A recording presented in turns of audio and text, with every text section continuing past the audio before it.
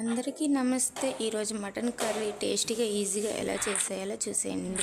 మటన్ని బాగా కడుక్కొని కుక్కర్లో వేసుకొని అందులో ఉప్పు, కారం, అల్లం వెల్లుల్లి పేస్ట్ వేసి బాగా కలిపి స్టవ్ మీద పెట్టండి. 5 విజిల్ వచ్చిందా కొంచెం ఈలోపు మనం మటన్కి కావాల్సినవి రెడీ చేసుకున్నాం. అందులోకి అల్లం వెల్లుల్లి పేస్టు, టమాటా, ఉల్లిపాయ, పచ్చిమిర్చి, కొత్తిమీర, పుదీనా ఈ రెడీ చేసుకున్నాక స్టవ్ వెలిగించుకొని ఒక గిన్నె పెట్టుకొని గిన్నెలో 4 స్పూన్లు ఆయిల్ వేసుకొని అందులో ఉల్లిపాయ, పచ్చిమిర్చి, టమాటా, ఉప్పు వేసుకొని కలుపుకొని ఉప్పు ఎందుకంటే టమాటాలు త్వరగా మగ్గడానికి ఉప్పు వేసుకోవాలి.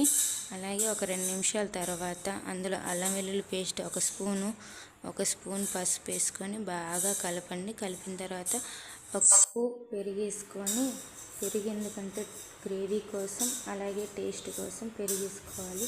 పెరిగేసుకొని బాగా కలపండి. కలిపిన తర్వాత ఉడకబెట్టుకున్న మటన్ వేసి బాగా కలపండి. మటన్కి ఆ గ్రేవీ అంతా పట్టేటట్టు కలుపుతూ ఉండండి. అందులోనే ఒక స్పూను ఉప్పు వేసుకొని ఆ ఉప్పు కూడా మటన్కి బాగా కలిసేటట్టు కలపండి. కలిపిన తర్వాత మూత పెట్టుకొని ఒక 2 నిమిషాల తర్వాత మూత తీసి చూస్తే అందులో ఉన్న వాటర్ అంతా ఇంకిపోయి ఆయిల్ అట్ట పైకి తేలుతున్నప్పుడు మనం ఇందాక ఉడకబెట్టుకున్న మటన్ వాటర్ ఉన్నాయిగా అవి కూడా వేసుకొని బాగా కలపండి.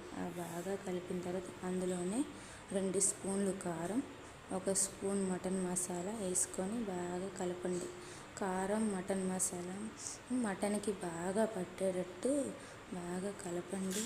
బాగా కలిపిన తర్వాత మూత పెట్టుకొని ఒక్క 5 నిమిషాల తర్వాత మళ్ళీ మూత తీసి చూస్తే అందులో ఉన్న వాటర్ అంతా ఇంకి పైకి ఆయిల్ తేలుతున్న టైంకి కొంచెం కొత్తిమీర, కొంచెం పుదీనా వేసి కలపండి.